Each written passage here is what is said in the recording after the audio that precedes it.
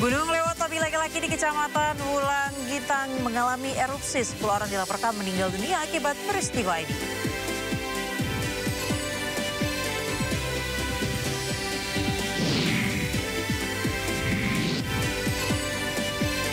Dua sahabat Presiden Prabowo Subianto bertemu Presiden ke-7 Joko Widodo di Solo, Jawa Tengah.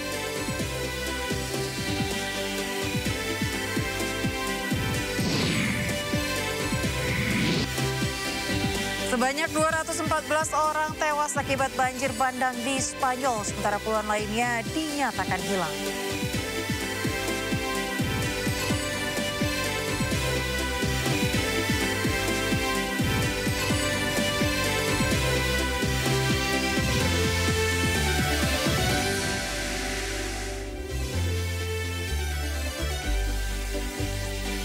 Halo, selamat malam pemirsa. Sindo Malam hadir dengan beragam informasi terkini tanah air serta mancanegara.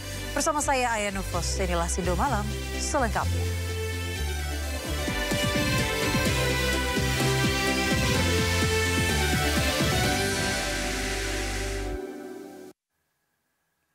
Kita awali Sindo Malam dari Kabupaten Flores Timur, Nusa Tenggara Timur, pemirsa. Gunung Lewatobi laki-laki di Kecamatan Wulang Gintang mengalami erupsi. 10 orang dilaporkan meninggal dunia akibat peristiwa ini. Proses evakuasi korban akibat erupsi Gunung Lewatobi laki-laki masih terus berlangsung. Menurut laporan BNPB, erupsi Gunung Lewatobi laki-laki terjadi pada Minggu malam dan berdampak terhadap 14 desa yang tersebar di 3 kecamatan, yakni Wulang Gintang, Ilebura, dan Titehena. Menurut data sementara, warga yang terkena dampak erupsi mencapai lebih dari 10.000 orang. Dengan korban terbanyak berasal dari Kecamatan Wulang Gintang yang berjarak sekitar 5 km dari pusat erupsi. Letusan tersebut mengakibatkan rumah penduduk, sekolah, dan fasilitas umum rusak juga terbakar. Ini di SDM. Jadi dalam rilis yang dikeluarkan oleh Posdatinkom BNPB pagi tadi pukul 8 dan pukul 9, kita masih menerima konfirmasi dari Kakansar Maumere bahwa jumlah korban 6 orang ini yang sudah tervalidasi, artinya jasadnya sudah bisa ditemukan. Dan memang pada kondisi kedaruratan, biasanya informasi korban jiwa ini dilaporkan oleh masyarakat sekitar. Tetapi yang kami sebutkan dengan tervalidasi dan terverifikasi di sini adalah ketika jasad tersebut sudah ditemukan. Dan per pukul 10:20 waktu Indonesia Barat, itu dikonfirmasi bahwa korban jiwa meninggal akibat erupsi gunung api Lewatobi laki-laki yang dimulai sejak tadi malam itu berjumlah 10 jiwa. Kami ulangi, korban jiwa meninggal dunia itu sejumlah 10 jiwa. Gunung berapi pas jam 12 malam, barusan tadi berlangsung. Kami lari terpontang-panting, ada yang baku tindis karena kondisi jalan tidak bisa baku lihat badan. Akhirnya saling baku tabrak, lalu saya ini berada di Burklobong. Sekian dan terima kasih. Pemirsa, BPBD Provinsi NTT bersama tim SAR gabungan terus mengevakuasi warga di area terdampak letusan Gunung Lewatobi laki-laki.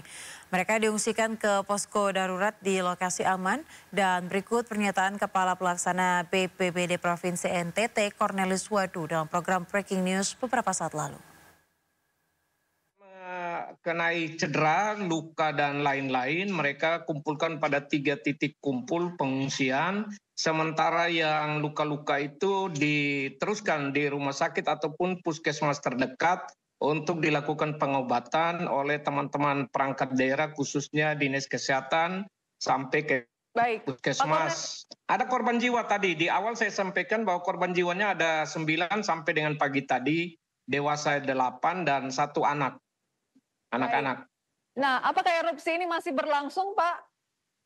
Kondisi sampai dengan sekarang masih berlangsung dan pagi tadi beberapa perangkat daerah terkait di bawah koordinasi BPBD Kabupaten terus melakukan identifikasi di lapangan sekaligus dengan Porkompinda setempat untuk melakukan evakuasi terhadap korban yang masih ada di lapangan ataupun penyelamatan kepada titik-titik pengungsian, dan bagi yang korban luka dan ini langsung diteruskan ke rumah sakit atau pustu setempat atau puskesmas dilakukan pengobatan. Baik, Pak. Selain itu juga perangkat daerah lain melakukan antisipasi untuk terkait kebutuhan pokok mereka yang harus dilakukan penanganan di tingkat lapangan pada titik kumpul atau. Ya, kita ke informasi lain, pemirsa. Sidang peninjauan kembali atau PK yang diajukan Jessica Kumala Wongso dilanjutkan hari ini di Pengadilan Negeri Jakarta Pusat. Agenda persidangan hari ini adalah pemeriksaan ahli yang dihadirkan pihak pemohon. Didampingi kuasa hukumnya Hidayat Bostam, Jessica Wongso tiba di Pengadilan Negeri Jakarta Pusat sekitar pukul 9:30 pagi tadi. Dalam sidang kali ini, pihak Jessica menghadirkan ahli digital forensik Rismon Sianipar. Dalam persidangan, Rismon mengungkapkan rekaman CCTV yang menjadi barang bukti kasus pembunuhan Wayan Mirna Salihin pada 2016 lalu telah mengalami distorsi sebesar 89,6%. Upaya PK kali ini adalah upaya kedua yang diajukan Jessica Wongso setelah divonis hukuman penjara 20 tahun pada Juni 2017 lalu. Jessica sendiri telah dinyatakan bebas bersyarat pada Agustus 2024.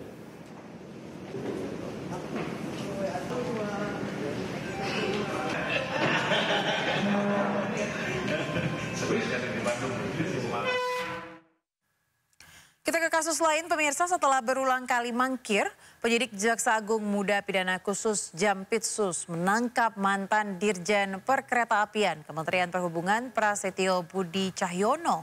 Penangkapan ini dilakukan atas dugaan korupsi pembangunan jalan kereta api Besitang Langsa yang merugikan negara sebesar 1,1 triliun rupiah.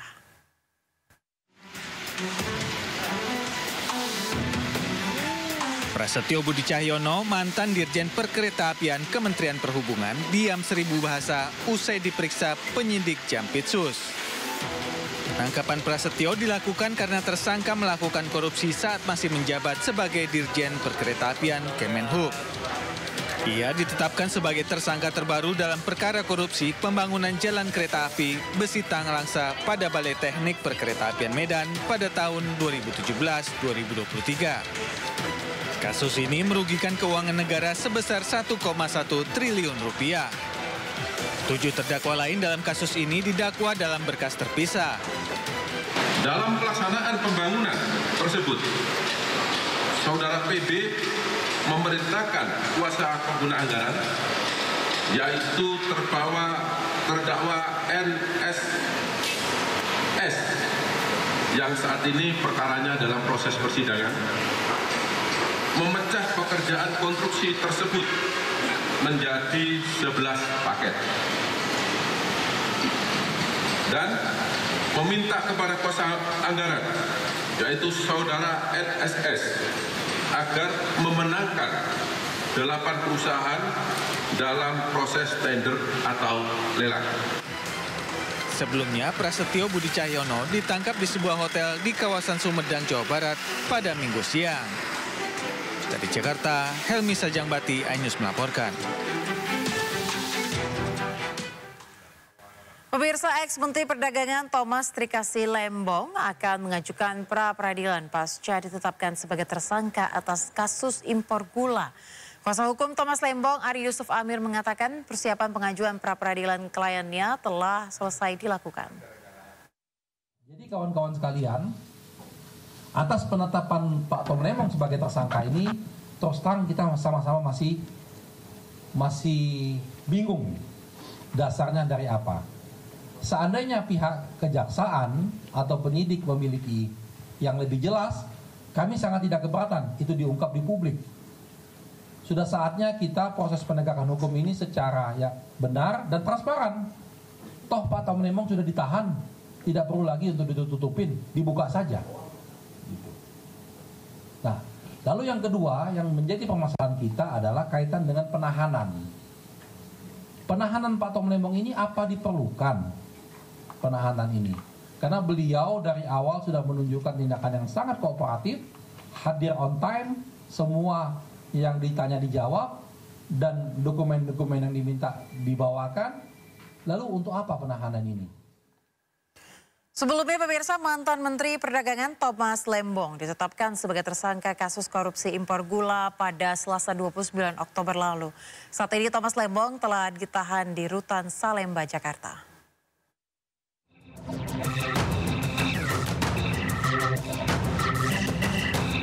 Setelah ditetapkan sebagai tersangka, mantan Menteri Perdagangan Thomas Lembong ditahan di rumah tahanan Salemba, Jakarta.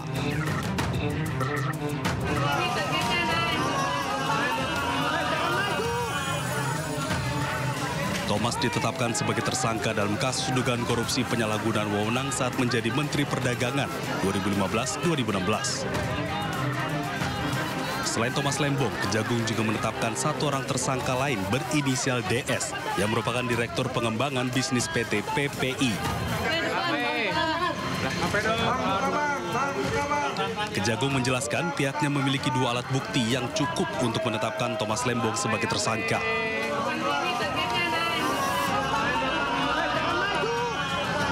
Thomas Lembong diduga memberikan izin impor 105 ton gula kristal mentah kepada PT AP. Impor dilakukan saat Indonesia surplus gula dan diduga ada kong kali kong terkait impor dan penjualan gula. Akibat korupsi ini, negara rugi 400 miliar rupiah. Menetapkan status saksi terhadap dua orang menjadi tersangka karena telah memenuhi alat bukti bahwa yang bersangkutan telah melakukan tindak pidana korupsi. Adapun kedua tersangka tersebut adalah 1.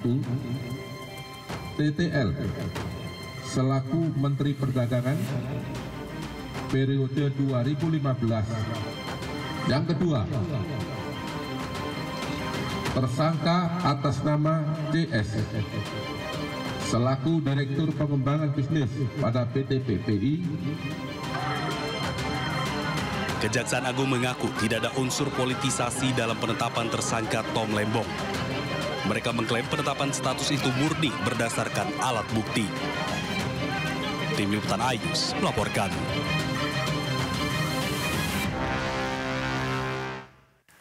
Badan Pengawas Mahkamah Agung hari ini memeriksa ex-pejabat MA Zaraf Richard tersangka perkara pemufakatan jahat suap kasasi Ronald Tanur di Kejaksaan Agung Jakarta. Zaraf Richard tiba di Kejaksaan Agung sekitar pukul 10 lebih 50 waktu Indonesia Barat untuk kembali diperiksa oleh penyidik terkait temuan uang senilai hampir 1 triliun rupiah di kediamannya. Sayangnya belum ada informasi lebih detail terkait pemeriksaan Zaraf Richard hari ini.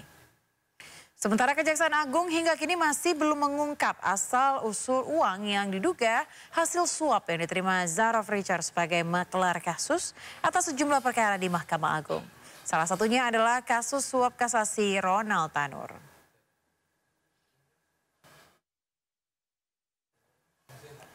Sementara itu pemirsa, Ibunda Ronald Tanur berinisial MW ditetapkan Kejaksaan Agung sebagai tersangka dugaan suap hakim yang memvonis bebas putranya dalam sidang pembunuhan Dini Sera. Dengan demikian sudah ada 6 orang yang dijadikan tersangka. Pada Jaksa Agung Muda Tindak Pidana Khusus telah melakukan pemeriksaan secara maraton terhadap saksi MB, yaitu orang tua atau ibu dari terpidana Ronald Tanur yang dilaksanakan di Kejaksaan Tinggi Jawa Timur.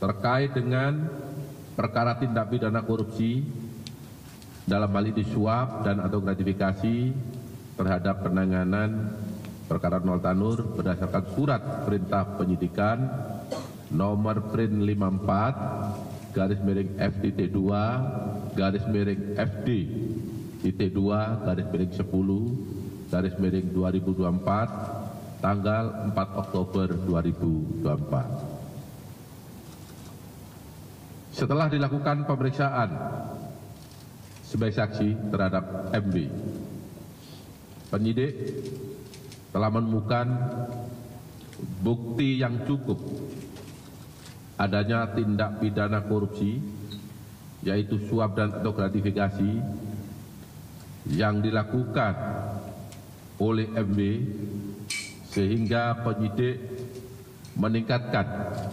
status MB, ibu terpidana Ronald Tanur, dari status semula yaitu saksi menjadi tersangka.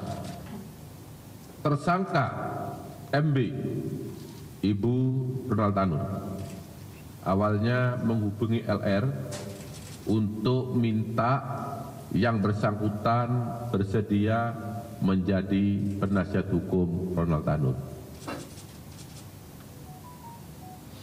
Kita ketahui bahwa Ibunda Ronald Tanur ini berteman akrab dengan LR karena anak LR dan anak MB ini atau Ronald Tanur ini pernah satu sekolah. Jadi mereka sudah lama saling kenal. Selanjutnya, pada tanggal 5 Oktober 2023, LR bertemu. Ya, pemirsa, Menko Polkam Budi Gunawan menegaskan siap menindak tegas dan memberikan hukuman berat bagi pelaku dan aktor judi online. Menko Polkam juga menyebutkan dalam memberantas judi online membutuhkan pendidikan kepada masyarakat soal bahaya judi online dan perlunya pemutusan akses pembayaran.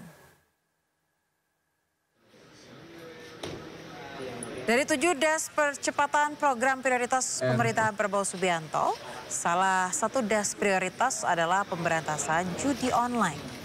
Des ini bertugas untuk memberikan literasi bahaya judi online dan dampaknya bagi masa depan keluarga. Budi Gunawan menegaskan akan menugaskan Kapolri sebagai penanggung jawab des pemberantasan judi online selain pemberantasan narkoba. 7 des tersebut diberi masa kerja 3 bulan sejak hari ini, Senin 4 November 2024.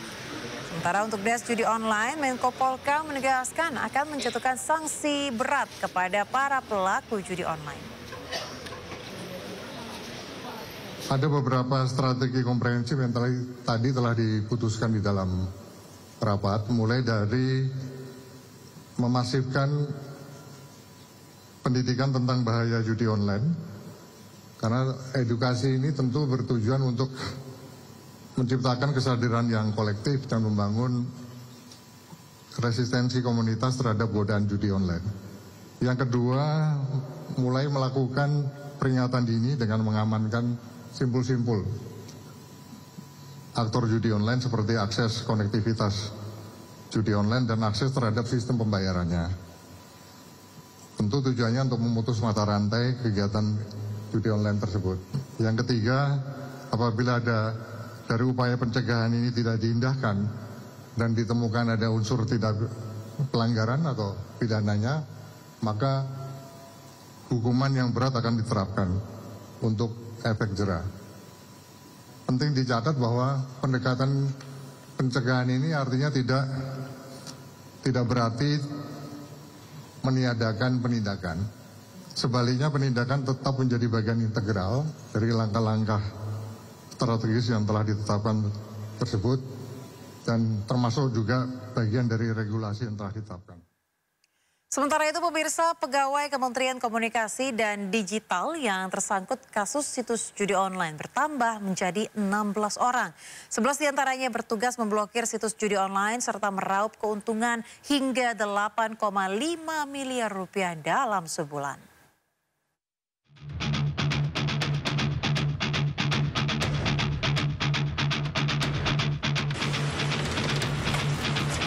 Direktorat Reserse Kriminal Umum Polda Metro Jaya menangkap 16 tersangka terkait situs judi online.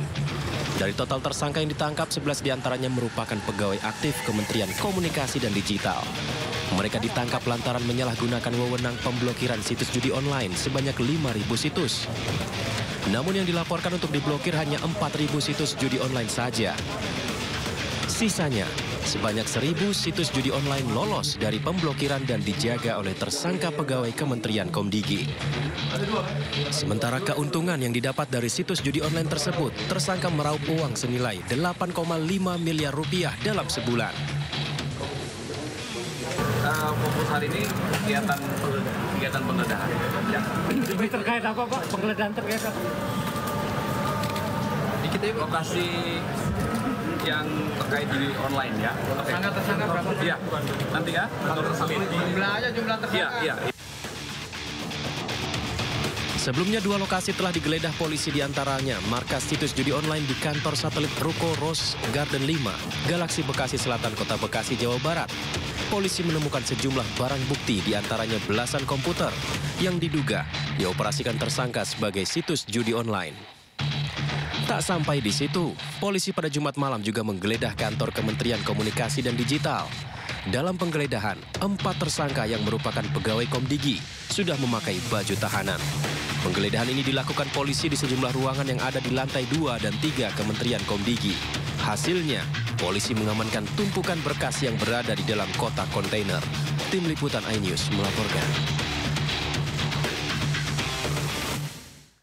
Presiden Prabowo Subianto bertemu Presiden ke-7 Joko Widodo di Solo, Jawa Tengah. Sido Malam akan segera kembali.